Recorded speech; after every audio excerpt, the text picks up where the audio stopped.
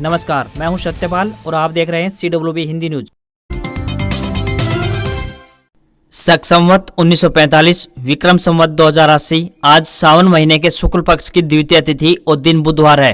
तदनुसार अंग्रेजी तारीख 19 जुलाई सन 2023। आइए सबसे पहले एक नजर डाल लेते दिन भर की सुर्खियों पर। हरियाणा में आज तेज बारिश का अलर्ट जारी। 40 किलोमीटर प्रति घंटे की रफ्तार से हवाएं चलेंगी। 200 मिलीमीटर तक बारिश होने का अनुमान। 9वीं और 11वीं एडमिशन की तिथि बढ़ाई। अब 14 अगस्त तक दाखिला ले पाएंगे विद्यार्थी। 1 महीने का अतिरिक्त समय मिला। चंडीगढ़ पीजीआई इमरजेंसी में जन औषधि केंद्र खुलेगा।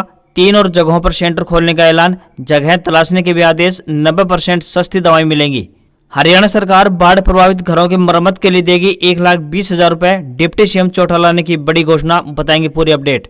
हरियाणा में अब जमीन रजिस्ट्री की प्रक्रिया में होगा बदलाव। लोगों को मिलेंगे कई लाभ। बताएंगे पूरी खबर। हरियाणा में दुधारू पशुओं की डेयरी खोलने पर मिलेगी सब्सिडी। सरकार दे रही है ये लाभ। सहारा में फंसा 10 करोड़ लोगों का पैसा वापस मिलेगा। रिफंड पोर्टल हुआ शुरू। पाकिस्तान में 8 अगस्त को भंग होगी नेशनल असेंबली। नवाज और जरदारी की पार्टियां सहमत। नवंबर तक इलेक्शन मुमकिन। जनवरी 2024 में दिखाई देगा दुनिया का सबसे बड़ा क्रूज शिप। टाइटैनिक से 5 गुना बड़ा और भारी। 7 स्विमिंग पूल तो वहीं 19 मंजिला होगा। CBSE board exam 2024 update. CBSE 10वीं और 12वीं के सैंपल पेपर जारी। 15 फरवरी से लेकर 10 अप्रैल तक होगी एग्जाम। और अब खबरें विस्तार से। मौसम विभाग ने हरियाणा में बुधवार को राज्य भर में बारिश को लेकर येलो अलर्ट जारी किया है। राज्य के सभी 22 जिलों में गरज व चमक के साथ बारिश होने की चेतावनी जारी की है। राज्य के तोशाम, बहादुरगढ़, सांपला, रोहतक, भवानी, खेड़ा, हांसी, हिसार, आदमपुर, नारनौल, फतेहाबाद, खरखोदा, सोनीपत, गन्नौर, समालखा, बापोली, घरौंडा, करनाल, महम, गोहाना, जुलाना, इसराना, सफीदो, जींद, पानीपत, असंध शहर में देर रात बारिश होने की आशंका मौसम विभाग ने जताई है। इस दौरान अचानक तेज हवा यानी 30 से 40 किलोमीटर प्रति घंटे की रफ्तार से चलने की भी संभावना है। उत्तर हरियाणा के पंचकुला, अंबाला, कुरुक्षेत्र और करनाल में भारी बारिश की चेतावनी जारी की है। सिरसा में घग्गर का कहर थम नहीं रहा है। घग्गर के ओडू हेड में जलस्तर डेंजर लेवल से ऊपर है। सरकार ने बाढ़ का पानी उतरने के बाद मुआवजे की तैयारी शुरू कर दी है। सरकार ने तय किया है कि बाढ़ से क्षतिग्रस्त मकानों को 20,000 से लेकर 1,20,000 रुपए तक दिए जाएंगे। पशुओं की मौत के मामले में दुधारू की कैटेगरी बनाकर मुआवजा निर्धारित किया जाएगा। वहीं जिन किसानों की फसल पूरी तरह से बर्बाद हो गई है उन्हें 15,000 रुपए प्रति एकड़ मुआवजा मिलेगा। जिन किसानों की फसल को थोड़ा बहुत नुकसान पहुंचा है उनकी फसल पकने का इंतजार किया जाएगा ताकि नुकसान निर्धारित किया जा सके। अभी मुख्यमंत्री मनोहर लाल खट्टर की तरफ से बाढ़ से मरने वालों के लिए 4-4 लाख रुपए देने की घोषणा की गई है। वहीं हरियाणा में घग्गर और यमुना नदी का पानी 80 और गांव में घुस गया है। अब 1378 गांव बाढ़ से प्रभावित हो चुके हैं। राज्य के 12 जिले बाढ़ से प्रभावित हैं। राज्य के हालातों को देखते हुए सरकार अब प्रदेश में बाढ़ घोषित करने की तैयारी कर रही है। दिल्ली में हुई एनडीए की अहम बैठक में जननायक जनता पार्टी यानी जेजेपी अब खुलकर समर्थन में आ गई है। जजपा संगठन की बैठक में रायशुमारी के बाद जजपा ने फैसला किया। दिल्ली मीटिंग में हरियाणा के डिप्टी सीएम दुष्यंत चौटाला और पार्टी के राष्ट्रीय अध्यक्ष अजय चौटाला शामिल हुए। इस अहम मीटिंग में जेजेपी की ओर से कई मुद्दे भी रखे गए। साथ ही जजपा नेताओं ने मीटिंग में शामिल होकर स्पष्ट संदेश दिया है कि हरियाणा में भाजपा को जजपा का समर्थन जारी रहेगा। हरियाणा में बीजेपी जेजेपी गठबंधन सरकार चला रही है और पिछले कुछ दिनों से दोनों दलों के गठबंधन टूटने को लेकर लगातार कयास लगाए जा रहे थे, लेकिन केंद्रीय नेतृत्व ने इस गठबंधन के बने रहने पर मोहर लगा दी है। वहीं गठबंधन सरकार में डिप्टी सीएम दुष्यंत चौटाला भी हमेशा गठबंधन के समर्थन में खड़े हुए दिखाई दे रहे थे।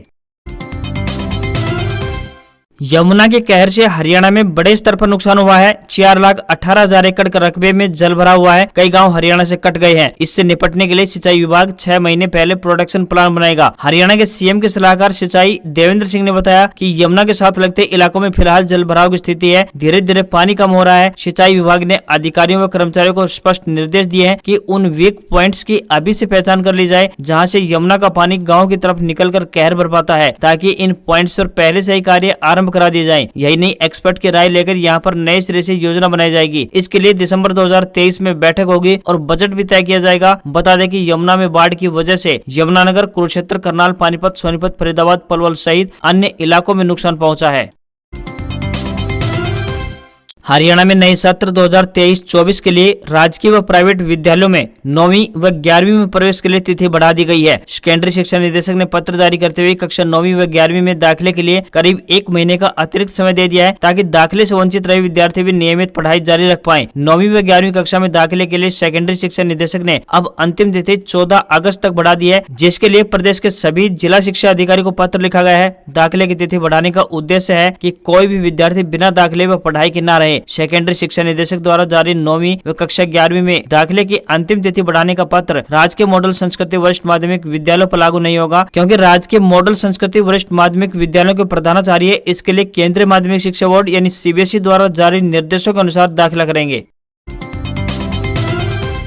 हरियाणा के पलवल में यमुना नदी में आई बाढ़ अब काफी हद तक कंट्रोल हो गई है। 3 फुट तक पानी उतरकर खेतों से पानी यमुना की तरफ जाने लगा है। इससे यमुना से सटे गांव में भरा हुआ पानी लगभग खत्म हो चुका है। बावजूद बाढ़ का शिकार हुए लोगों की समस्या कम नहीं हो पा रही है। बाढ़ प्रभावित क्षेत्र में पूरी तरह पानी में डूब चुके लोगों का कहना था कि उनके घर में बाढ़ का पानी भर चुका है। खाने पीने के सामान सहित रोजमर्रा जीवन में उपयोग में आने वाली वस्तुएं भी पानी में समाप्त हो चुकी है। खाने पीने की वस्तु न होने के चलते अब बच्चे भूखे रहने को मजबूर हो रहे हैं। इसी के साथ ही अब पशुओं के लिए भी चारे का संकट पैदा हो गया है। साथ ही फसल बाढ़ के पानी से बर्बाद हो चुकी है। घरों में जो भूसा भरा हुआ था वह भी पानी में डूबने के कारण खराब हो चुका है। बाढ़ की वजह से आफत आई है, उससे काफी लोगों की जिंदगी अस्त व्यस्त हो चुकी है, जिसे पटरी पर लाने के लिए उनके सामने कड़ी चुनौतियां होंगी। अब जब पानी कम होने लगा है तो बीमारी फैलने का भी खतरा सताने लगा है। उन्होंने कहा कि वे अब खाने का इंतजाम करें या फिर बाढ़ में बर्बाद हुए अपने मकानों को ठीक कराएं।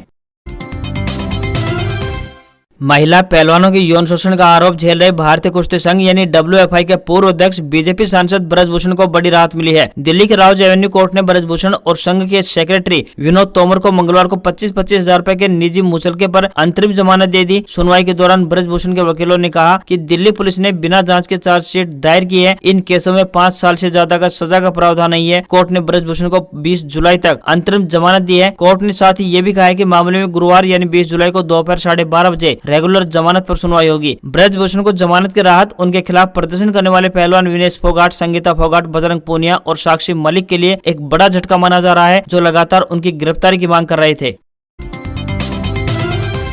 हरियाणा के मुख्यमंत्री मनोहर लाल खट्टर ने मेवात के फिरोजपुर झिरका में जनसभा को संबोधित किया। मुख्यमंत्री ने नूह समेत पूरे प्रदेश को 2741 करोड़ रुपए से अधिक के विकास कार्यों की सौगात दी है। इसमें नूह को 305 करोड़ रुपए की विकास परियोजनाएं शामिल हैं। सीएम ने अपने संबोधन में कहा कि प्रदेश में 2014 से विकास में कोई भी कमी नहीं छोड़ी गई है। नूह को रेन्यूअल का बड़ा प्रोजेक्ट दिया गया है। सीएम ने बताया कि जहाँ पानी नहीं था, बिजली नहीं थी, अब उस इलाके का पूरा विकास होने वाला है। वहीं कांग्रेस ने सीएम के नूह प्रोग्राम पर निशाना साधा। कांग्रेस विधायक दल के उपनेता चौधरी आफ्ताब अहमद ने कहा कि मुख्यमंत्री को नूह की याद 9 साल के बाद आई है। मुख्यमंत्री बताएं कि उन्होंने 9 सालों में मेवात के लिए या मेवात की आवाम के लिए क्या क्या कार्य किए हैं।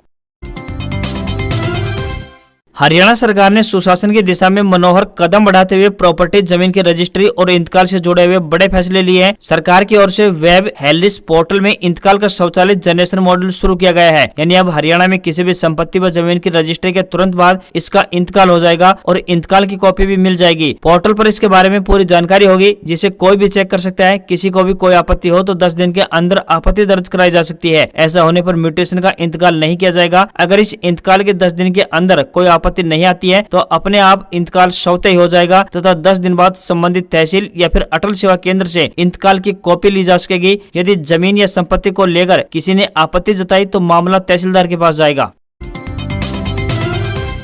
बाढ़ के कारण मकानों, फसलों, पशुपालकों और जन हानि झेलने वालों की मदद के लिए हरियाणा सरकार आगे आई है। उप मुख्यमंत्री ने कहा कि घर के नुकसान की भरपाई के लिए बाढ़ पीड़ितों को 1,20,000 रुपए तक की मदद दी जाएगी। वहीं बाढ़ के कारण जान गंवाने वालों के पीड़ित परिवारों को 4 लाख रुपए का मुआवजा दिया जाएगा। अधिकारियों को मृतकों के परिवार के सदस्यों के बैंक खाते में मुआवजा राशि भेजने का आदेश जारी कर दिए हैं। जहाँ 100% फसलों के नुकसान की रिपोर्ट आएगी, वहाँ तुरंत किसानों के खातों में 15,000 रुपए प्रति एकड़ के हिसाब से मुआवजा दे दिया जाएगा। उन्होंने बताया कि बाढ़ के कारण पशुपालकों को हुए नुकसान की भरपाई के लिए दुधारू पशु और बिना दुधारू पशुओं की श्रेणी बनाई गई है। जिला उपायुक्त इसकी रिपोर्ट तैयार करके भेजेंगे। टूटे बांधों को सही किया जा रहा है। अंबाला, करनाल, पानीपत, सोनीपत में बाढ़ का पानी करीब करीब उतर चुका है। मुख्यमंत्री जल्द ही हरियाणा में आई बाढ़ से राहत के लिए मुआवजे की घोषणा कभी भी कर सकते हैं। देश भर में रोजाना लाखों लोग रेल की यात्रा करते हैं। जनरल कोच में सफर करने वालों को खाने पीने के लिए स्टेशन पर भटकना पड़ता है, लेकिन अब रेलवे ने जनरल कोच में सफर करने वाले लोगों को बड़ा तोहफा देते हुए इकोनॉमी मील की शुरुआत की है। भारतीय रेलवे की इस नई व्यवस्था के तहत यात्री ट्रेनों और द्वितीय श्रेणी कोचों में यात्रा करने वाले लोगों को 20 रुपए में भरपेट भोजन दिया जाएगा। इतना ही नहीं, 200 मिलीलीटर पानी का एक गिलास भी 3 रुपए में मिलेगा। आमतौर पर यात्रियों को पानी की बोतल खरीदने के लिए लगभग 20 रुपए खर्च करने पड़ते हैं। उत्तर पश्चिमी रेलवे ने उदयपुर तथा अजमेर व आबू रोड रेलवे स्टेशनों पर एक किफायती यानी सस्ती भोजन व्यवस्था शुरू की है। यह खाना इन तीनों रेलवे स्टेशनों के प्लेटफॉर्म नंबर 1 पर उपलब्ध है। खास बात यह है कि जिस प्लेटफॉर्म पर सामान्य श्रेणी के डिब्बे रुकते हैं, यहाँ काउंटर या फिर स्टॉल बनाए गए हैं। वहीं अजमेर और आबू रोड रेलवे स्टेशन के प्लेटफॉर्म नंबर 1 के अलग अलग छोर पर ये स्टॉल लगाए गए हैं। रेलवे के इस 20 या 22 रुपए के इकोनॉमिक मील में 6 से 7 पूड़ी, आलू की सब्जी और अचार दिया जाएगा। इसकी शुरुआत उदयपुर सिटी रेलवे स्टेशन पर हो चुकी है। हरियाणा सरकार के द्वारा लोगों के हितों के लिए नई नई योजनाएं चलाई जाती हैं। इसी क्रम में लोगों की सुविधा को देखते हुए हरियाणा सरकार ने किसानों के लिए हाईटेक और मिनी डेयरी योजना प्रारंभ कर दी है। हाईटेक एवं मिनी डेयरी योजना के तहत किसानों को 10 दुधारू पशुओं की डेयरी खोलने के लिए पशु की लागत पर 25% सब्सिडी सरकार के द्वारा दी जाएगी। किसान हाईटेक डेयरी खोलने का इच्छुक है तो उसे 20 से ज्यादा दुधारू पशु रखने होंगे। इन्हें खरीदने के लिए उन्हें ब्याज में छूट दी जाएगी। साथ ही सरकार की इस योजना के अनुसार अनुसूचित जाति के लोगों को रोजगार उपलब्ध कराने की योजना के तहत 3 दुधारू पशुओं की डेयरी खोलने पर 50% की सब्सिडी दी जाएगी। इसी के साथ पशुपालक की पूंजी आवश्यकता को पूरा करने के लिए पशुधन किसान क्रेडिट कार्ड योजना की भी शुरुआत की गई है। हरियाणा में अब जमीन रजिस्ट्री की मौजूदा प्रक्रिया में सरकार बड़े बदलाव करने पर विचार कर रही है। इसके लिए हरियाणा राजस्व आयोग जल्द ही सरकार को रिपोर्ट सौंपेगा। इसमें तमाम बदलाव का सुझाव देते हुए पूरी व्यवस्था को पारदर्शी और आम लोगों के लिए आसान बनाने की सिफारिश की जाएगी। मौजूदा रजिस्ट्री प्रक्रिया में नंबरदारों से लेकर तहसीलदारों तक की भूमिका की समीक्षा कर उनके कार्यों में बदलाव किया जा सकता है। इसके साथ ही रजिस्ट्री करने वाले तहसीलदार का अलग से कैडर बनाने पर विचार किया जाएगा। इसके पीछे आयोग का तर्क है कि मौजूदा व्यवस्था में तहसीलदारों को रजिस्ट्री के अलावा भी अन्य कई कार्य करने पड़ते हैं, जिसके चलते कई बार लोगों को रजिस्ट्री के लिए कई दिनों तक इंतजार करना पड़ता है। अंग्रेजों के समय से ही रजिस्ट्री के लिए व्यक्ति की पहचान को लेकर आज भी नंबरदारों पर निर्भरता बनी हुई है। सरकार ने अब किसी भी परिवार की सारी जानकारी परिवार पहचान पत्र में समायोजित कर दी है। इसलिए राजस्व आयोग सरकार को पहचान का काम नंबरदारों की बजाय परिवार पहचान पत्र से करवाने का सुझाव देगा। आयोग ऐसी प्रक्रिया बनाने का प्रयास कर रहा है कि अधिकारी को रजिस्ट्री कराने वाले का चेहरा देखने की भी आवश्यकता न पड़े। यह पूरी तरह से फेसलेस होगा। प्रधानमंत्री फसल बीमा योजना एक लोकप्रिय स्कीम है जो किसानों के लिए विशेष रक्षा प्रदान करती है। इस योजना के तहत किसानों की फसलों को किसी भी प्रकार की प्राकृतिक आपदा से बचाने के लिए मुआवजा प्रदान किया जाता है। यह योजना देश के किसानों को मुसीबत के समय में सरकार की मदद करती है और उन्हें आर्थिक सुरक्षा प्रदान करती है। प्रधानमंत्री फसल बीमा योजना का मुख्य उद्देश्य खेती क्षेत्र में टिकाऊ उत्पादन का समर्थन करना है। इससे प्राकृतिक आपदाओं से हुई फसल क्षति पर आयोजित किया गया बीमा किसानों को वित्तीय सहायता प्रदान करता है, जिससे उनकी आर्थिक स्थिति सुधरती है। यह योजना बुरी तरह से फसल बर्बाद होने पर सरकार के द्वारा मुआवजे के चलते किसानों को आर्थिक मदद प्रदान करती है, जिससे वे आगामी समय में खेती के लिए तैयार हो सकते हैं। प्रधानमंत्री फसल बीमा योजना खासकर छोटे सीमांत किसानों के लिए किसी भी वरदान से कम साबित नहीं होती है। ऐसे किसानों के पास कम पूंजी होती है और उनकी कमाई केवल कृषि से होती है। खरीफ की फसल के लिए प्रीमियम की दर 2% तक होती है, जबकि रबी की फसल के लिए 1.5% तक होती है। बागवानी फसलों के लिए इसका प्रीमियम अधिकतम 5% तक होता है। इस तरीके से किसान अपनी फसल को आसानी से बीमा करवा सकते हैं और खेती में आराम से जारी रख सकते हैं। भारतीय शेयर बाजार ने अपना नया ऑल टाइम हाई बना लिया है। सेंसेक्स ने कारोबार के दौरान 67,007 तो वहीं निफ्टी ने 19,819 का स्तर छुआ। हालांकि इसके बाद बाजार थोड़ा नीचे आया और सेंसेक्स 205 अंक बढ़कर 66,795 के स्तर पर बंद हुआ। निफ्टी में भी 37 अंकों की तेजी दिखाई दी और ये 19,749 के स्तर पर बंद हुआ। वहीं $1 का रेट 82 रुपए 8 पैसे के स्तर पर पहुंच गया है। सोने की कीमत 195 रुपए बढ़कर 59,330 रुपए प्रति 10 ग्राम पहुंच गई है। वहीं 1 किलोग्राम चांदी के भाव की बात करें तो ये 75,200 रुपए प्रति किलोग्राम के स्तर पर पहुंच गई। आज खबरों में बस इतना ही। देखते रहिए हरियाणा का सबसे बेहतरीन news channel CWB Hindi news. नमस्कार।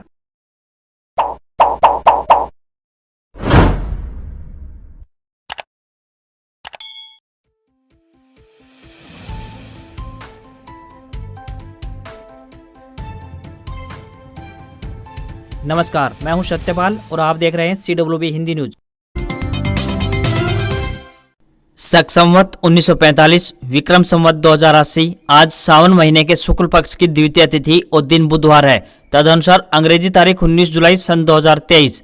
आइए सबसे पहले एक नजर डाल लेते दिन भर की सुर्खियों पर। हरियाणा में आज तेज बारिश का अलर्ट जारी, 40 किलोमीटर प्रति घंटे की रफ्तार से हवाएं चलेंगी, 200 मिलीमीटर तक बारिश होने का अनुमान। 9वीं और 11वीं एडमिशन की तिथि बढ़ाई, अब 14 अगस्त तक दाखिला ले पाएंगे विद्यार्थी, 1 महीने का अतिरिक्त समय मिला। चंडीगढ़ पीजीआई इमरजेंसी में जन औषधि केंद्र खुलेगा, 3 और जगहों पर सेंटर खोलने का ऐलान, जगह तलाशने के भी आदेश, 90% सस्ती दवाएं मिलेंगी। हरियाणा सरकार बाढ़ प्रभावित घरों की मरम्मत के लिए देगी 1,20,000 रुपए, डिप्टी सीएम चौटाला ने की बड़ी घोषणा, बताएंगे पूरी अपडेट। हरियाणा में अब जमीन रजिस्ट्री की प्रक्रिया में होगा बदलाव, लोगों को मिलेंगे कई लाभ, बताएंगे पूरी खबर। हरियाणा में दुधारू पशुओं की डेयरी खोलने पर मिलेगी सब्सिडी, सरकार दे रही है ये लाभ। सहारा में फंसा 10 करोड़ लोगों का पैसा वापस मिलेगा, रिफंड पोर्टल हुआ शुरू। पाकिस्तान में 8 अगस्त को भंग होगी नेशनल असेंबली, नवाज और जरदारी की पार्टियां सहमत, नवंबर तक इलेक्शन मुमकिन। जनवरी 2024 में दिखाई देगा दुनिया का सबसे बड़ा क्रूज शिप, टाइटैनिक से 5 गुना बड़ा और भारी, 7 स्विमिंग पूल तो वहीं 19 मंजिला होगा। CBSE board exam 2024 update, CBSE 10वीं और 12वीं के सैंपल पेपर जारी, 15 फरवरी से लेकर 10 अप्रैल तक होगी एग्जाम। और अब खबरें विस्तार से। मौसम विभाग ने हरियाणा में बुधवार को राज्य भर में बारिश को लेकर येलो अलर्ट जारी किया है। राज्य के सभी 22 जिलों में गरज व चमक के साथ बारिश होने की चेतावनी जारी की है। राज्य के तोशाम, बहादुरगढ़, सांपला, रोहतक, भवानीखेड़ा, हांसी, हिसार, आदमपुर, नारनौल, फतेहाबाद, खरखोदा, सोनीपत, गन्नौर, समालखा, बापोली, घरौंडा, करनाल, महम, गोहाना, जुलाना, इसराना, सफीदो, जींद, पानीपत, असंध शहर में देर रात बारिश होने की आशंका मौसम विभाग ने जताई है। इस दौरान अचानक तेज हवा यानी 30 से 40 किलोमीटर प्रति घंटे की रफ्तार से चलने की भी संभावना है। उत्तर हरियाणा के पंचकुला, अंबाला, कुरुक्षेत्र और करनाल में भारी बारिश की चेतावनी जारी की है। सिरसा में घग्गर का कहर थम नहीं रहा है, घग्गर के ओडू हेड में जलस्तर डेंजर लेवल से ऊपर है। सरकार ने बाढ़ का पानी उतरने के बाद मुआवजे की तैयारी शुरू कर दी है। सरकार ने तय किया है कि बाढ़ से क्षतिग्रस्त मकानों को 20,000 से लेकर 1,20,000 रुपए तक दिए जाएंगे। पशुओं की मौत के मामले में दुधारू की कैटेगरी बनाकर मुआवजा निर्धारित किया जाएगा। वहीं जिन किसानों की फसल पूरी तरह से बर्बाद हो गई है उन्हें 15,000 रुपए प्रति एकड़ मुआवजा मिलेगा। जिन किसानों की फसल को थोड़ा बहुत नुकसान पहुंचा है उनकी फसल पकने का इंतजार किया जाएगा ताकि नुकसान निर्धारित किया जा सके। अभी मुख्यमंत्री मनोहर लाल खट्टर की तरफ से बाढ़ से मरने वालों के लिए 4-4 लाख रुपए देने की घोषणा की गई है। वहीं हरियाणा में घग्गर और यमुना नदी का पानी 80 और गांव में घुस गया है। अब 1378 गांव बाढ़ से प्रभावित हो चुके हैं। राज्य के 12 जिले बाढ़ से प्रभावित हैं। राज्य के हालातों को देखते हुए सरकार अब प्रदेश में बाढ़ घोषित करने की तैयारी कर रही है। दिल्ली में हुई एनडीए की अहम बैठक में जननायक जनता पार्टी यानी जेजेपी अब खुलकर समर्थन में आ गई है। जजपा संगठन की बैठक में रायशुमारी के बाद जजपा ने फैसला किया। दिल्ली मीटिंग में हरियाणा के डिप्टी सीएम दुष्यंत चौटाला और पार्टी के राष्ट्रीय अध्यक्ष अजय चौटाला शामिल हुए। इस अहम मीटिंग में जेजेपी की ओर से कई मुद्दे भी रखे गए। साथ ही जजपा नेताओं ने मीटिंग में शामिल होकर स्पष्ट संदेश दिया है कि हरियाणा में भाजपा को जजपा का समर्थन जारी रहेगा। हरियाणा में बीजेपी जेजेपी गठबंधन सरकार चला रही है और पिछले कुछ दिनों से दोनों दलों के गठबंधन टूटने को लेकर लगातार कयास लगाए जा रहे थे, लेकिन केंद्रीय नेतृत्व ने इस गठबंधन के बने रहने पर मोहर लगा दी है। वहीं गठबंधन सरकार में डिप्टी सीएम दुष्यंत चौटाला भी हमेशा गठबंधन के समर्थन में खड़े हुए दिखाई दे रहे थे। यमुना के कहर से हरियाणा में बड़े स्तर पर नुकसान हुआ है। 4,18,000 एकड़ का रकबे में जल भरा हुआ है। कई गांव हरियाणा से कट गए हैं। इससे निपटने के लिए सिंचाई विभाग 6 महीने पहले प्रोडक्शन प्लान बनाएगा। हरियाणा के सीएम के सलाहकार सिंचाई देवेंद्र सिंह ने बताया कि यमुना के साथ लगते इलाकों में फिलहाल जल भराव की स्थिति है। धीरे धीरे पानी कम हो रहा है। सिंचाई विभाग ने अधिकारियों व कर्मचारियों को स्पष्ट निर्देश दिए हैं कि उन वीक पॉइंट्स की अभी से पहचान कर ली जाए जहाँ से यमुना का पानी गाँव की तरफ निकल कर कहर भर पाता है, ताकि इन पॉइंट्स पर पहले से ही कार्य आरंभ करा दिए जाएं। यही नहीं, एक्सपर्ट की राय लेकर यहां पर नए सिरे से योजना बनाई जाएगी। इसके लिए दिसंबर 2023 में बैठक होगी और बजट भी तय किया जाएगा। बता दें कि यमुना में बाढ़ की वजह से यमुनानगर, कुरुक्षेत्र, करनाल, पानीपत, सोनीपत, फरीदाबाद, पलवल सहित अन्य इलाकों में नुकसान पहुंचा है।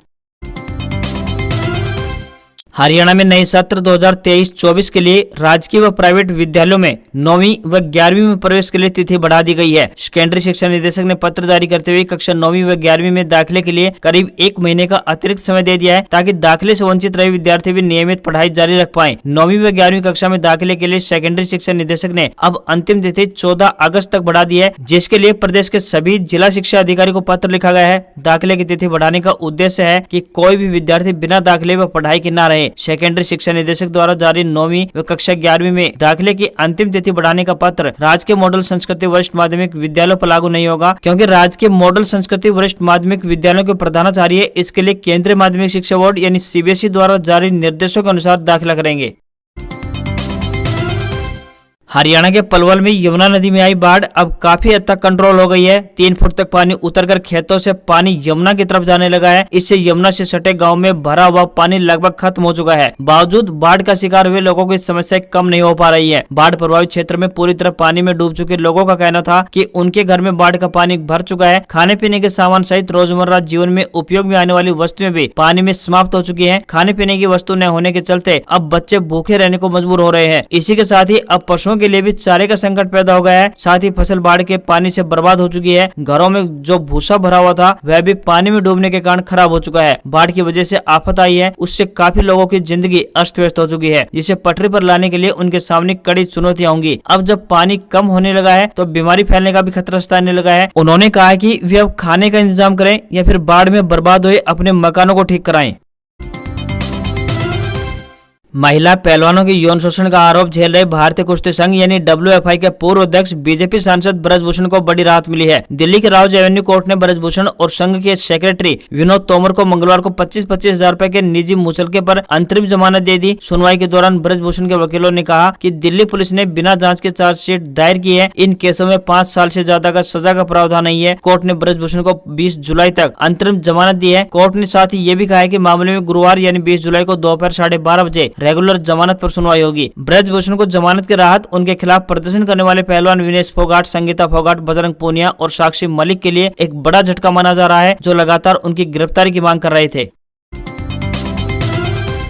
हरियाणा के मुख्यमंत्री मनोहर लाल खट्टर ने मेवात के फिरोजपुर झिरका में जनसभा को संबोधित किया। मुख्यमंत्री ने नूंह समेत पूरे प्रदेश को 2741 करोड़ रुपए से अधिक के विकास कार्यों की सौगात दी है। इसमें नूंह को 305 करोड़ रुपए की विकास परियोजनाएं शामिल हैं। सीएम ने अपने संबोधन में कहा कि प्रदेश में 2014 से विकास में कोई भी कमी नहीं छोड़ी गई है। नूंह को रेन्यूअल का बड़ा प्रोजेक्ट दिया गया है। सीएम ने बताया कि जहाँ पानी नहीं था, बिजली नहीं थी, अब उस इलाके का पूरा विकास होने वाला है। वहीं कांग्रेस ने सीएम के नूंह प्रोग्राम पर निशाना साधा। कांग्रेस विधायक दल के उपनेता चौधरी आफ्ताब अहमद ने कहा कि मुख्यमंत्री को नूंह की याद 9 साल के बाद आई है। मुख्यमंत्री बताएं कि उन्होंने 9 सालों में मेवात के लिए या मेवात की आवाम के लिए क्या क्या कार्य किए हैं। हरियाणा सरकार ने सुशासन की दिशा में मनोहर कदम बढ़ाते हुए प्रॉपर्टी, जमीन की रजिस्ट्री और इंतकाल से जुड़े हुए बड़े फैसले लिए हैं। सरकार की ओर से वेब हेल्थ पोर्टल में इंतकाल का स्वचालित जनरेशन मॉडल शुरू किया गया है। यानी अब हरियाणा में किसी भी संपत्ति व जमीन की रजिस्ट्री के तुरंत बाद इसका इंतकाल हो जाएगा और इंतकाल की कॉपी भी मिल जाएगी। पोर्टल पर इसके बारे में पूरी जानकारी होगी, जिसे कोई भी चेक कर सकता है। किसी को भी कोई आपत्ति हो तो 10 दिन के अंदर आपत्ति दर्ज कराई जा सकती है। ऐसा होने पर म्यूटेशन का इंतकाल नहीं किया जाएगा। अगर इस इंतकाल के 10 दिन के अंदर कोई आपत्ति नहीं आती है तो अपने आप इंतकाल स्वतः ही हो जाएगा तथा 10 दिन बाद संबंधित तहसील या फिर अटल सेवा केंद्र से इंतकाल की कॉपी ली जा सकेगी। यदि जमीन या संपत्ति को लेकर किसी ने आपत्ति जताई तो मामला तहसीलदार के पास जाएगा। बाढ़ के कारण मकानों, फसलों, पशुपालकों और जन हानि झेलने वालों की मदद के लिए हरियाणा सरकार आगे आई है। उप मुख्यमंत्री ने कहा कि घर के नुकसान की भरपाई के लिए बाढ़ पीड़ितों को 1,20,000 रुपए तक की मदद दी जाएगी। वहीं बाढ़ के कारण जान गंवाने वालों के पीड़ित परिवारों को 4 लाख रुपए का मुआवजा दिया जाएगा। अधिकारियों को मृतकों के परिवार के सदस्यों के बैंक खाते में मुआवजा राशि भेजने का आदेश जारी कर दिए हैं। जहाँ 100% फसलों के नुकसान की रिपोर्ट आएगी, वहाँ तुरंत किसानों के खातों में 15,000 रुपए प्रति एकड़ के हिसाब से मुआवजा दे दिया जाएगा। उन्होंने बताया कि बाढ़ के कारण पशुपालकों को हुए नुकसान की भरपाई के लिए दुधारू पशु और बिना दुधारू पशुओं की श्रेणी बनाई गई है। जिला उपायुक्त इसकी रिपोर्ट तैयार करके भेजेंगे। टूटे बांधों को सही किया जा रहा है। अंबाला, करनाल, पानीपत, सोनीपत में बाढ़ का पानी करीब करीब उतर चुका है। मुख्यमंत्री जल्द ही हरियाणा में आई बाढ़ से राहत के लिए मुआवजे की घोषणा कभी भी कर सकते हैं। देश भर में रोजाना लाखों लोग रेल की यात्रा करते हैं। जनरल कोच में सफर करने वालों को खाने पीने के लिए स्टेशन पर भटकना पड़ता है, लेकिन अब रेलवे ने जनरल कोच में सफर करने वाले लोगों को बड़ा तोहफा देते हुए इकोनॉमी मील की शुरुआत की है। भारतीय रेलवे की इस नई व्यवस्था के तहत यात्री ट्रेनों और द्वितीय श्रेणी कोचों में यात्रा करने वाले लोगों को 20 रुपए में भरपेट भोजन दिया जाएगा। इतना ही नहीं, 200 मिलीलीटर पानी का एक गिलास भी 3 रुपए में मिलेगा। आमतौर पर यात्रियों को पानी की बोतल खरीदने के लिए लगभग 20 रुपए खर्च करने पड़ते हैं। उत्तर पश्चिमी रेलवे ने उदयपुर तथा अजमेर व आबू रोड रेलवे स्टेशनों पर एक किफायती यानी सस्ती भोजन व्यवस्था शुरू की है। यह खाना इन तीनों रेलवे स्टेशनों के प्लेटफॉर्म नंबर 1 पर उपलब्ध है। खास बात यह है कि जिस प्लेटफॉर्म पर सामान्य श्रेणी के डिब्बे रुकते हैं, यहाँ काउंटर या फिर स्टॉल बनाए गए हैं। वहीं अजमेर और आबू रोड रेलवे स्टेशन के प्लेटफॉर्म नंबर 1 के अलग अलग छोर पर ये स्टॉल लगाए गए हैं। रेलवे के इस 20 या 22 रुपए के इकोनॉमिक मील में 6 से 7 पूड़ी, आलू की सब्जी और अचार दिया जाएगा। इसकी शुरुआत उदयपुर सिटी रेलवे स्टेशन पर हो चुकी है। हरियाणा सरकार के द्वारा लोगों के हितों के लिए नई नई योजनाएं चलाई जाती हैं। इसी क्रम में लोगों की सुविधा को देखते हुए हरियाणा सरकार ने किसानों के लिए हाईटेक और मिनी डेयरी योजना प्रारंभ कर दी है। हाईटेक एवं मिनी डेयरी योजना के तहत किसानों को 10 दुधारू पशुओं की डेयरी खोलने के लिए पशु की लागत पर 25% सब्सिडी सरकार के द्वारा दी जाएगी। किसान हाईटेक डेयरी खोलने का इच्छुक है तो उसे 20 से ज्यादा दुधारू पशु रखने होंगे। इन्हें खरीदने के लिए उन्हें ब्याज में छूट दी जाएगी। साथ ही सरकार की इस योजना के अनुसार अनुसूचित जाति के लोगों को रोजगार उपलब्ध कराने की योजना के तहत 3 दुधारू पशुओं की डेयरी खोलने पर 50% की सब्सिडी दी जाएगी। इसी के साथ पशुपालक की पूंजी आवश्यकता को पूरा करने के लिए पशुधन किसान क्रेडिट कार्ड योजना की भी शुरुआत की गई है। हरियाणा में अब जमीन रजिस्ट्री की मौजूदा प्रक्रिया में सरकार बड़े बदलाव करने पर विचार कर रही है। इसके लिए हरियाणा राजस्व आयोग जल्द ही सरकार को रिपोर्ट सौंपेगा। इसमें तमाम बदलाव का सुझाव देते हुए पूरी व्यवस्था को पारदर्शी और आम लोगों के लिए आसान बनाने की सिफारिश की जाएगी। मौजूदा रजिस्ट्री प्रक्रिया में नंबरदारों से लेकर तहसीलदारों तक की भूमिका की समीक्षा कर उनके कार्यों में बदलाव किया जा सकता है। इसके साथ ही रजिस्ट्री करने वाले तहसीलदार का अलग से कैडर बनाने पर विचार किया जाएगा। इसके पीछे आयोग का तर्क है कि मौजूदा व्यवस्था में तहसीलदारों को रजिस्ट्री के अलावा भी अन्य कई कार्य करने पड़ते हैं, जिसके चलते कई बार लोगों को रजिस्ट्री के लिए कई दिनों तक इंतजार करना पड़ता है। अंग्रेजों के समय से ही रजिस्ट्री के लिए व्यक्ति की पहचान को लेकर आज भी नंबरदारों पर निर्भरता बनी हुई है। सरकार ने अब किसी भी परिवार की सारी जानकारी परिवार पहचान पत्र में समायोजित कर दी है। इसलिए राजस्व आयोग सरकार को पहचान का काम नंबरदारों की बजाय परिवार पहचान पत्र से करवाने का सुझाव देगा। आयोग ऐसी प्रक्रिया बनाने का प्रयास कर रहा है कि अधिकारी को रजिस्ट्री कराने वाले का चेहरा देखने की भी आवश्यकता न पड़े। यह पूरी तरह से फेसलेस होगा। प्रधानमंत्री फसल बीमा योजना एक लोकप्रिय स्कीम है जो किसानों के लिए विशेष रक्षा प्रदान करती है। इस योजना के तहत किसानों की फसलों को किसी भी प्रकार की प्राकृतिक आपदा से बचाने के लिए मुआवजा प्रदान किया जाता है। यह योजना देश के किसानों को मुसीबत के समय में सरकार की मदद करती है और उन्हें आर्थिक सुरक्षा प्रदान करती है। प्रधानमंत्री फसल बीमा योजना का मुख्य उद्देश्य खेती क्षेत्र में टिकाऊ उत्पादन का समर्थन करना है। इससे प्राकृतिक आपदाओं से हुई फसल क्षति पर आयोजित किया गया बीमा किसानों को वित्तीय सहायता प्रदान करता है, जिससे उनकी आर्थिक स्थिति सुधरती है। यह योजना बुरी तरह से फसल बर्बाद होने पर सरकार के द्वारा मुआवजे के चलते किसानों को आर्थिक मदद प्रदान करती है, जिससे वे आगामी समय में खेती के लिए तैयार हो सकते हैं। प्रधानमंत्री फसल बीमा योजना खासकर छोटे सीमांत किसानों के लिए किसी भी वरदान से कम साबित नहीं होती है। ऐसे किसानों के पास कम पूंजी होती है और उनकी कमाई केवल कृषि से होती है। खरीफ की फसल के लिए प्रीमियम की दर 2% तक होती है, जबकि रबी की फसल के लिए 1.5% तक होती है। बागवानी फसलों के लिए इसका प्रीमियम अधिकतम 5% तक होता है। इस तरीके से किसान अपनी फसल को आसानी से बीमा करवा सकते हैं और खेती में आराम से जारी रख सकते हैं। भारतीय शेयर बाजार ने अपना नया ऑल टाइम हाई बना लिया है। सेंसेक्स ने कारोबार के दौरान 67,007 तो वहीं निफ्टी ने 19,819 का स्तर छुआ। हालांकि इसके बाद बाजार थोड़ा नीचे आया और सेंसेक्स 205 अंक बढ़कर 66,795 के स्तर पर बंद हुआ। निफ्टी में भी 37 अंकों की तेजी दिखाई दी और ये 19,749 के स्तर पर बंद हुआ। वहीं $1 का रेट 82 रुपए 8 पैसे के स्तर पर पहुंच गया है। सोने की कीमत 195 रुपए बढ़कर 59,330 रुपए प्रति 10 ग्राम पहुंच गई है। वहीं 1 किलोग्राम चांदी के भाव की बात करें तो ये 75,200 रुपए प्रति किलोग्राम के स्तर पर पहुंच गई। आज खबरों में बस इतना ही। देखते रहिए हरियाणा का सबसे बेहतरीन news channel CWB Hindi news. नमस्कार।